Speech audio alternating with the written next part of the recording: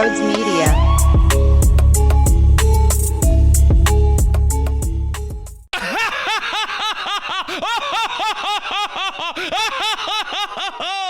CBP was a damn party. Those games are incredible. Those games are fun as hell. People should be going streaking in the streets of Philadelphia Hill and South Jersey, too. Those games are electric. I don't know how else to put it. You put up 13, you're getting a grand salami from your boy Schwarbs after he hit a 2-run bomb that would have went to the 1,000th deck. That was out of this planet. Did you see that? How? In what world? I don't get it. I don't understand. I don't see it. I don't get it. I don't understand how he can possibly consistently step up to the dish and do anything with any pitch that is thrown his way. It's gross. Bryce, early on. Hey, JT. That's the way to get on in the 6th. I don't know. I don't get paid enough money to assess it in the detail. I don't know. I don't know what to tell you. I don't have the information. I don't have the answers. But wow, what an inning. I've never seen anything like it. And I thought, Jesus Luzardo isn't crisp. Did fine. Helps when your offense is exploding. And yes, this is what comes with the territory. You have the crazy, absurd efforts, and then you have the offense that wins a game one rip until the 8th inning. You get a solo shot by who? Oh, Kyle Schwarber. And then you're golden from there. The wild inconsistencies is what stops us from being all in. But when you fall on a night where it's that ludicrous and it's that jumping, and every single person, when you see it on TV, they're enjoying the hell out of themselves. And every at-bat feels big. You're talking in Mundo Sosa and Weston Wilson. By the way, fuck me. I didn't even say Bader yet, did I? Did I say Bader? I don't know. I should have. I should have led the show off with Bader. What have I been saying? Looks like he really wants to make an impact. It feels like he's almost trying too hard. He got one. That's what he was looking for. That's why you saw him round the bases, looking up to the sky, had both of his hands out. And it's funny because, of course, my mentions were getting blown up. I thought you called him Well, in the grand scheme of things, let's utilize Duran as an example, right? That is an A+. Bader was a Major League Baseball player, but I wanted a bat that would feel as massive as Duran. Bader is better than anybody else rostered in the outfield. Bader is an everyday Major League player. He is a major leaguer. I made that very clear, but I wanted it to feel as large as Duran. There is a big separation between what both of them bring with their respected crafts. I didn't hate the idea of Bader, but you needed more than Bader. With that said, that's how I felt at the initial time, but I'm not going to fight a stupid fight every time the guy succeeds. There's nothing more I want than to see them take this back half and this August push and the September as well, with Aaron Nola returning whenever the Bohm stuff pops back up. And by the way, crazy that they mishandled the Alec Bohm injury the way that they did. It's clearly significant. It's clearly a big deal. We just kind of forgot, and poof, he evaporated into thin air. But Alec Bohm is supposed to be a crucial part to the team winning. And before the All-Star break, they felt something. They didn't see anything when they went to the tests. And then here he comes out of the second half, and it was not available. Can't get in the lineup. Can't put my uniform on. Can't get dirty. That's crazy. So shame on you for taking the path that you did, Phils. Because this thing is lingering. But where was I with that? With just the idea of the team and who they are, right? I was listening to the afternoon show, and you know I'm a big fan and big supporter of what they do. And Ike and Spike today brought up the idea of opening up your heart and allowing for it to get broken if it does so happen to go that way. But it's time as fans to invest. We are aware of the flaws. We know who they are. It's been a while now. We get it. But are you willing to say, all right, all aboard, get on the train. This is what we do. It's part of why we're nuts. It's part of the passion. Dive head first. And I can't agree more. I've spent countless hours in countless shows doing nothing but screaming, doing nothing but being pissed off, doing nothing but being an angry son of a bitch. Rightfully so. But they can show when it is their night. And when they do rake, there's nobody stopping this offense. What we need is it to be more than just Kyle Schwarber and Bryce Harper, right? Well, what if I found out there is a way to do this? What if, and work with me here, I'm starting to convince myself there's a chance. Hey, surprise, surprise, the douchebag is ready to rock with his emotions to see how this thing goes in the second half. Well, I apologize. Sorry, it's just the way I operate. If it's someone new every night, if you're looking for a third star on each and every night, not including the pitching staff, more along the lines of everyday players. Well, if it's Nick on that night, then you got those three guys. Because Kyle and Bryce continuously roll. And they continuously sort of set the tone and allow this to have a foundation. Now, where do we get the addition? Maybe it's Nick on one night. Maybe it's Stott on another night. Maybe it's Bader on a certain night. Maybe it's Trey. It only needs to be one. So if others are inconsistent and they're not as flashy and not as effective on a night-to-night basis every single game, it just needs to be someone's night in addition to the Bryce and Kyle thing. Because offensively, these two men, they are on a tear. They are doing things that don't make sense. It is ridiculous. I don't even think Bryce Harper is getting the love and appreciation he deserves for what went down in the earlier stages of this game here. And then, of course, Kyle with his first nuke, because there were multiple of them, obviously. You're right back in this ball game where we all wondered if Jesus Luzardo was going to throw a stinker. And one of those nights where he can't find it out of the stretch, getting into the stretch is killing him.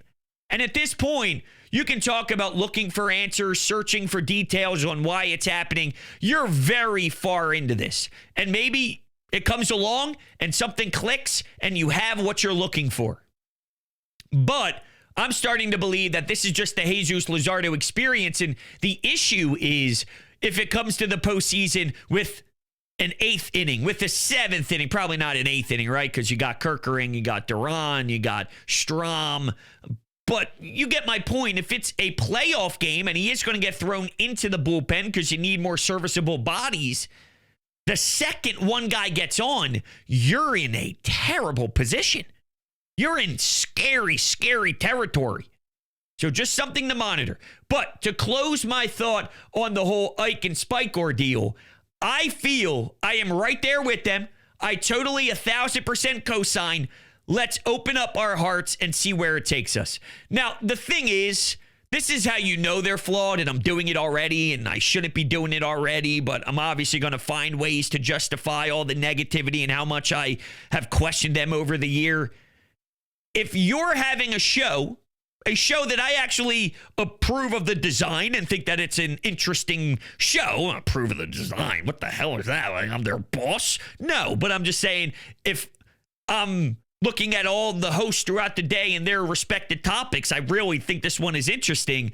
But once you talk about, well, if we get hurt, it's okay. If we get hurt, then that's what we do as fans. Aren't you subconsciously admitting that this is most likely going to fail, but we're supposed to be irrational and we're supposed to have knee-jerk reactions to our emotions throughout a postseason with a team that is obviously a good team. It's just they are clearly lacking certain details of the game. On those nights, it's rough and it's ugly. But on the nights where it all clicks and everything aligns, you're a juggernaut. You know that. It's most likely headed in a upsetting direction. But let's just go with the flow here. Let's just take it for a ride. And I agree. I agree. And that's hard for me to admit because deep down in my bone marrow, I think you all understand where I'm at, how broken I am, how fundamentally broken I think this team is at times.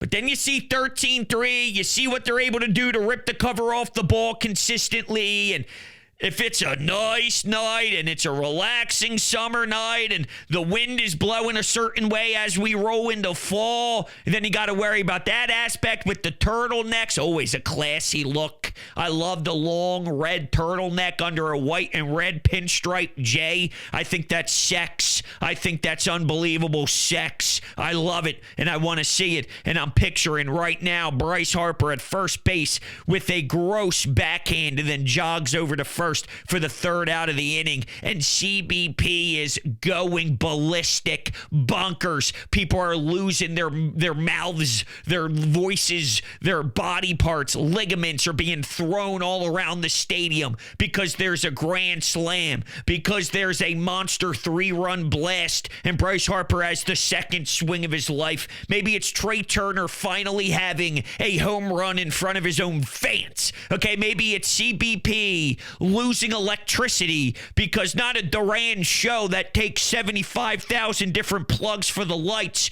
but it's because Trey Turner sends one off the scoreboard that almost leaves the damn stadium to left field for his first ding-dong of the year. And it happens in the postseason in the 9th when it's a one-run game. Oh!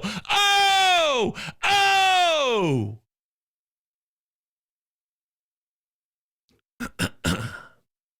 That's what I'm talking about. I love my lawn, everybody. I love my lawn.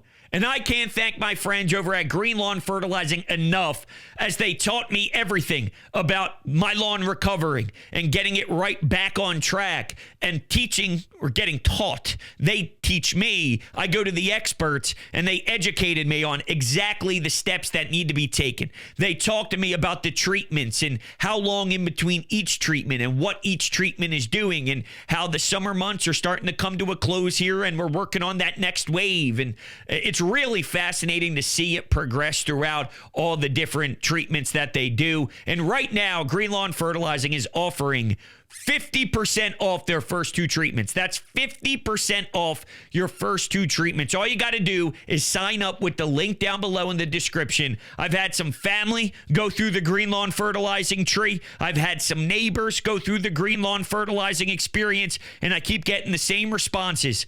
They kicked ass. They did a tremendous job. They were awesome to work with. I can't wait to see the next step because they're still going through the process of it all. But where they were to where they are now is amazing. And there's still so much more to go. Just to put it in perspective on how beautiful and luscious the lawn is going to look when everything is all said and done. And it's a remarkable experience. I speak from the heart when I tell you this has been one of one when it comes to their relationship, the way they go about their business, the way they make sure your lawn is the most beautiful in the entire neighborhood. And it goes a long way. It really does. Make sure you join the Green Lawn Fertilizing family today. All right, what I want to do is I want you to listen to this. This is one of my favorite things to go back and listen to, and that is a home run without the broadcast, without any voices, and it's strictly a fan in the stand type of audio. And I think Brooke, who works for NBC Sports Philadelphia, she does a lot with the social team. I think she nailed it to a T here and just brought up the fact that this is CBP on a random Monday night in August. I think the vibes are back, and I'll expand on that. It's the Baltimore Orioles, under 500 AL East opponent. They're in this weird grind where they're constantly seeing American League teams, and it's a bizarre and strange feel, right? You're not facing the Mets yet. You're not facing the Cubs. You're not facing NL teams. You're not facing anyone from the West. You're facing off against a really bad Baltimore team who's coming into this with just devastation, considering the vibes that were going on with some of the youth over the most recent seasons, and now they're here and they're struggling and they're trying to find an identity, and guys like Sir Anthony Dominguez, who they once traded for, he's no longer there. He's on the move, if I saw that properly. So it's crazy that this is Monday. It's crazy to think that some of these guys played in Minnesota, the Minnesota Twins. How many fans you think actually show up to a damn Minnesota Twins game on a night-to-night basis? 6, maybe 7? I mean, it's an absolute joke. This is Philadelphia, baby. This is South Philly, CBP. We're ready to go all in and see how this goes. That's the feeling I get when listening to the people. Here it is. It is outstanding.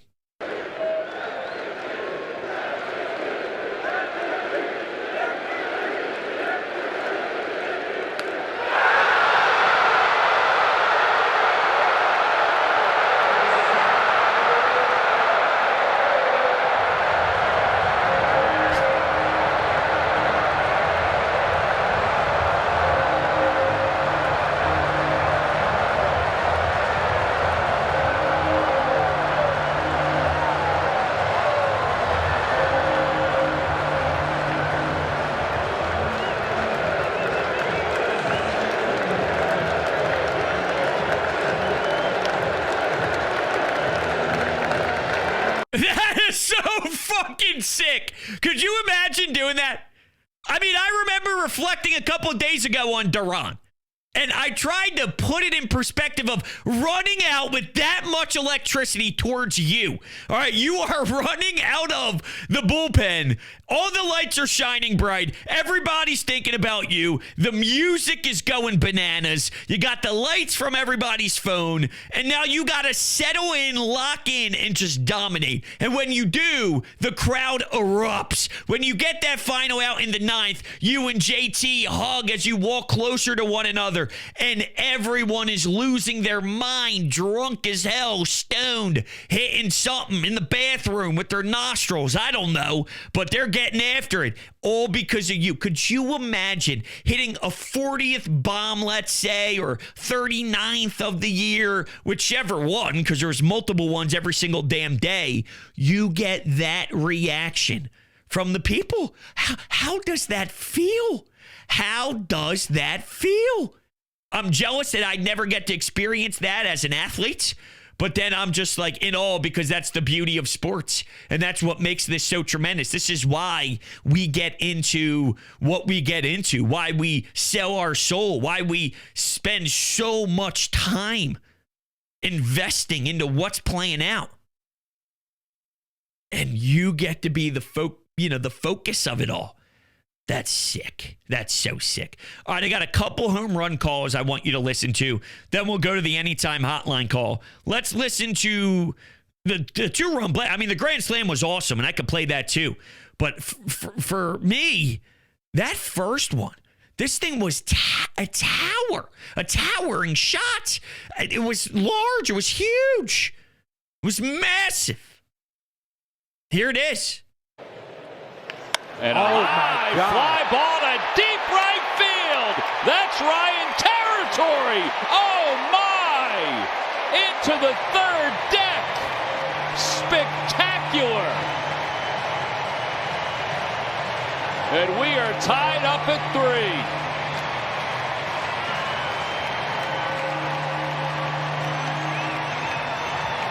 427 feet. He is absolutely amazing. Dude, the Kruk, oh my God, will always hit. And the fact that he doesn't even know what to say after that. His jaw probably hit the floor. And he thought, I can't even speak. I can't even say anything. This is insane. This is out of this world. This is ridiculous. I mean, what? And it's funny, you see these pitchers, right? Whether they miss their spot, whether they're trying to challenge them, whatever the stupidity is or the nonsense is, it doesn't matter where the pitch is located. It doesn't matter where the pitch is at or what type of pitch it is. It doesn't matter the velocity. It doesn't matter how much spin is on it. He's going to take it 7,000 feet. He's going to take it to left center. He's going to go opposite field, and it's just going to go right of the left field foul pole. He's going to pull it and put it into Ryan's territory. It doesn't matter. He will do it at any cost, at any point, at any time, against any of your best pitches. And then any of your worst, of course. That's where he does his damage, because that's what good hitters do. But what makes you special is being able to do it against your great, and your great won't stand the test of time against this gentleman. This is the stance I have on signing him. I probably won't shut up about it, and it'll be repetitive. But I know that John Middleton feels that there is somewhat of being on thin ice happening. You can't let this guy go. This fan base needs it. There are certain guys that you just pay the bread to, and then you live with the results. Bryce Harper is one of them. Kyle Schwarber is another one. They tried it with Trey. The results, he's been in a bit of a dip, but he's been good for you for majority of the season. We'll see. We need a big playoff Trey. We need the 320 batting average Trey. If he's not going to be hitting one in the stands, if he's not going to be hitting it deep or giving us any sort of pop, it can't be 286. It can't be 284. It can't be 288. It's got to be a heavy dose of 310. It's got to be a heavy dose of a wild OBP. That's what suffocates you at the top of the lineup, and that's what works for this version of the team to hit its perfect stride, because Trey isn't having the power surge. Remember, there was a lot of talk of the manager saying in the offseason that it's Trey Turner. He's going to luck into X, Y, and Z, and he's just someone who's going to square the ball up a lot, and it's going to happen. He'll fall into them. Doesn't have to worry about it because it'll naturally happen. It's not naturally happening at the pace that they're looking for. We need a heavy dose of Trey. That's still to be sort of left up in the air. That's not for today, right? That's not for today, because I'm Mr. Positivity, because I'm Mr. We're feeling good about the group. So good that I can't wait to smoke this Amelio cigar tonight before bed. Amelio Cigars made at the Fabrica Oveja Negra in Nicaragua. So this is as serious as it gets. And Amelio Cigars, they're locally owned, third generation. And when I tell you there is only one cigar to smoke, I promise you there is only one cigar to smoke. This is the best cigar to ever touch my lips. So if I'm going golfing, I'm bringing a bunch of Amelios for the fellas. If I'm going to a family party, my wife's family, they like to smoke cigars. Bada bing, bada boom. Don't worry about it. Brodes is bringing the Amelios. You name it. Every occasion at this point, that's something that I like to do because everyone enjoys them. Everyone knows they're outstanding. Everyone feels the greatness the second they light one up and they start for the night. They are delicious. They are outstanding. And Amelio Cigars is the cigar that you must smoke because it's the only one to smoke.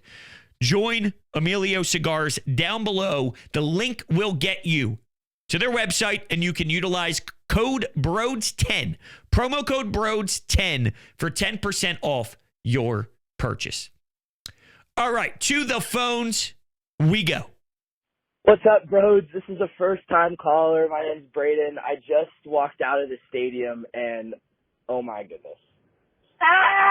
Oh, my goodness. Can we just talk about the fact that we had the meat and the potatoes of the order coming up? We had Bryce Harper, or Kyle Schwarber, Bryce Harper, and JT Realmuto due up, bottom of the sixth, right? And 2 outs immediately, like within a blink of an eye, 2 outs. And then JT Realmuto, he ground out, but he beefed out the throw. Questionable call. There were 3 different angles. I think one of them was like, oh, he might have been out, but I don't think there was enough evidence to overturn. Crowd loved it. JT love you. Then we got Nick Castellanos. He doesn't swing at terrible pitches in the dirt, hits a single, and then Bader, fucking Bader. Oh my Lord. I'm sure he's been hearing all this crap about how we didn't do enough at the trade deadline. He wasn't a big enough acquisition. And here he goes and pimps one. Oh my Lord. The crowd loved it. The crowd loved it. Like, I mean, we lost our minds. As you should. As you should. You know what? Do you want to listen to it? Let's go to Bader's bomb. Here it is. And a high fly ball to deep left field, way back there, and the Phillies have taken the lead. The first hit in a Phillies uniform for Harrison Bader is a home run. It's 6-3 Phils. Welcome to Philadelphia. But if you're Rob Thompson, you got to have a feel. So you can see the way his body is after he crosses home plate and he's celebrating with his teammates. This meant a lot, and I think he does rise to the theater, if you will. Is that the right way to describe it? I think there's something about wanting the moment. Now, he's going to have to execute to this level consistently. And he does have some playoff moments. He does have some good playoff numbers. The OPS is something that stands out just in general when you look at what he is capable of doing at times throughout the postseason. So he does search out for it and want it on his plate, which not everybody does. And I commend that, and I really do appreciate it. He flirts these in there, and now we're talking. He's always sort of had this, though. He's got this personality to him, and maybe it's got something to do with the flow. Maybe it's got something to do with the gear and the way that he's got different colors incorporated with his uniforms and the way that he's trying to get some swag out there and whatnot, just with the aesthetics of it. And there is this arrogance or this cockiness, but not in a bad way. Spoke very highly about the way that he wanted to win, about the way the Phillies do it, about the way that he was acquired, knowing that the outfield was sort of jammed and there was a traffic jam in a sense. And he's been nothing but good on that end. But he does bring this arrogance and this cockiness to him. And the real question is, how is Dave Dombrowski going to push certain buttons with Max Kepler moving forward? I've been pretty loud about the way that they should go moving forward. Forget lefty-righty stuff, and I know platoon's part of it, but I think what suits them best to maximize this roster, and if you can only push the buttons that are currently looking at you right in the face with the addition of maybe Justin Crawford, because yes, you can go that route if you so please. I think what suits this team best, though, is Brandon Marsh in left and Bader in center. I think Brandon Marsh plays better when he's in left field, and just based off of everything else, all the other options, the Max Kepler disaster, I think Bader in center and put Brandon Marsh in left every day and let them face lefties, righties. It doesn't matter. Let's see how we go from here. If you're trying to solidify some things, and the way Dave Dombrowski recently talked about how he may handle Max Kepler, he kept saying, for right now, he's with us for now. He's a part of this team right now. It had that vibe. He said that multiple different times. Well, that implies that it's not going to look that way shortly. When the calendar continues to move along here, there's going to be changes made. And Max Kepler right now is here. Max Kepler later on will not be. That's sort of the tone of the president. But look, that game was incredible. That game was super fun. And it didn't really have that lined up in my eyes. The way it was trending, the way that it started, the way that the first few innings went. I didn't think we'd get to this. I didn't think this would be the ending. This one sort of stunned me. It just happened out of nowhere after the JT Realmuto stuff, but I'll take it all day long. These games are tremendous. And there is something to be said about the way that Duran has sparked life. People are going to the ballpark with the idea of wanting to see him. That draws people there. I want to see that. It's a closer. When was the last time we had a closer with that type of juice, that type of energy? Well, people want to watch Schwarbs. People want to see Bryce. People want to see Wheels pitch. People want to see Sanchez pitch. I think those four right now are no doubt about it. Well, Duran, same thing. And that kind of ties a bow maybe too on an original point to start the show, which is with Bader, you know, I like the help that he provides and the juice that he can bring, but there's a significant difference between that and Duran, and I wanted another Duran in the order. I wanted Duran closer and Duran in the order. You don't go to the ballpark to see Bader, but you're happy he's here because he's a better option than the other options prior to the deadline, if that makes sense. But good vibes, good vibes. We're going good vibes, good vibes, good vibes. I think there were enough good vibes in this, right? The inner of me does pop out once in a while. But overall, that was awesome stuff. And we'll see what they do moving along here. Thank you guys all so much for kicking it and hanging out with me. I will catch you all on the next one. Go Phils. Feels nice to say.